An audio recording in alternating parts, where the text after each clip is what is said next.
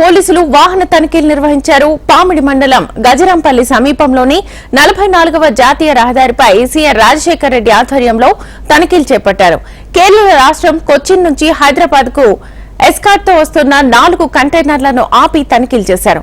4 కంటైనర్లలో మొత్తం 2000 కోట్ల నగదు ఉన్నట్లుగా గుర్తించారు. అయితే పట్టుబడ్డ డబ్బు ఆర్బీఐ బ్యాంకుకు చెందినదిగా తేలడంతో వాటికి సంబంధించిన డాక్యుమెంట్లను పరిశీలించి జిల్లా కలెక్టర్ ఆదేశాలతో వాహనాలను వదిలేశారు.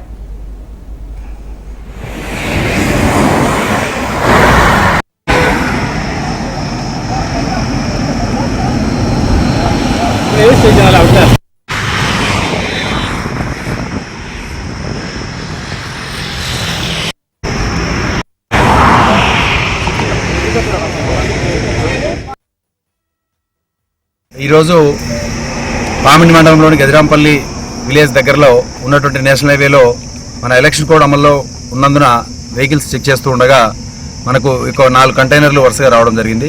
ఈ యొక్క 4 కంటైనర్లు పోలీస్ స్టిక్కరింగ్తో రావడంతో మాకు అనుమానం వచ్చి వెహికల్స్ని ఆపి చెక్ చేస్తున్నాము.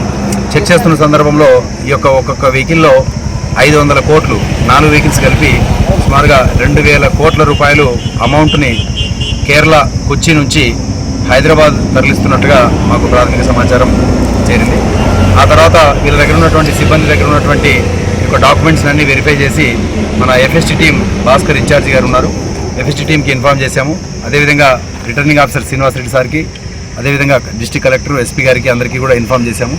ఇన్ఫామ్ చేసిన తర్వాత ఇన్కమ్ ట్యాక్స్ డిపార్ట్మెంట్కి మోర్ దాన్ 10 lakhs ఉండడం వల్ల ఈ యొక్క అమౌంట్ని వాళ్ళ ద్వారా చెక్ చేయించి మనం పంపించాలనే ఉద్దేశంతో డిస్ట్రిక్ట్ ఇన్కమ్ ట్యాక్స్ డిపార్ట్మెంట్ వాళ్ళకి తెలియజేయడం జరిగింది.